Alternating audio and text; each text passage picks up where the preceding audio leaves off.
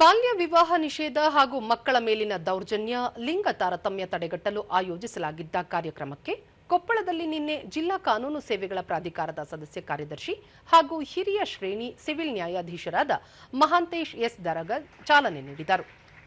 ಕಾರ್ಯಕ್ರಮದಲ್ಲಿ ಜಿಲ್ಲಾ ಪೊಲೀಸ್ ವರಿಷ್ಠಾಧಿಕಾರಿ ಡಾ ರಾಮ್ ಎಲ್ ಅರಸಿದ್ದಿ, ಹೆಚ್ಚುವರಿ ಪೊಲೀಸ್ ಅಧೀಕ್ಷಕ ಆರ್ ಹೇಮಂತ್ ಕುಮಾರ್ ಸೇರಿದಂತೆ ಮತ್ತಿತರರು ಉಪಸ್ಥಿತರಿದ್ದರು.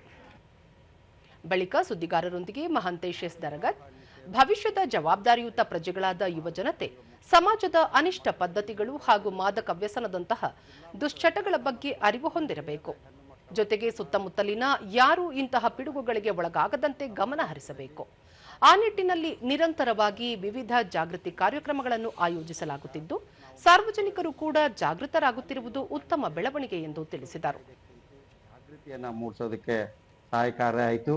ಇದನ್ನು ತಾವು ಮಕ್ಕಳಾದಂಥವರು ಪ್ರತಿಯೊಬ್ಬರಿಗೂ ಈ ವಿಷಯವನ್ನು ತಲುಪಿಸಬೇಕು ಅನ್ನೋದು ನಮ್ಮ ಆಶಯ.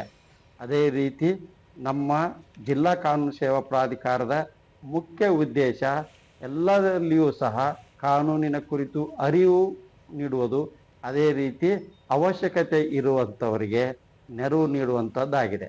ಕಾರಣ ಪ್ರತಿಯೊಬ್ಬರೂ ಸಹ ಇದರ ಸದುಪಯೋಗ ಪಡಿಸ್ಕೊಳ್ಬೇಕು ಅಂತ ಈ ಮೂಲಕ ನಾನು ಕೋರಿಕೊಳ್ಳುತ್ತೇನೆ.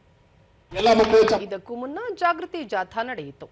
ಜಾಥಾದಲ್ಲಿ ಬಾಲ್ಯ ವಿವಾಹ ತಡೆ, ಮಾದಕ ವಸ್ತುಗಳ ನಿಷೇಧ ಸೇರಿದಂತೆ ವಿವಿಧ ವಿಷಯಗಳ ಕುರಿತ ಘೋಷಣಾ ಫಲಕಗಳನ್ನು ಹಿಡಿದು ಅರಿವು ಮೂಡಿಸಲಾಯಿತು. ಎರಡು ಲೈನ್ ಮಾಡಿ ಕಳಿಸಿ, ಎರಡು ಲೈನ್ ಮಾಡಿ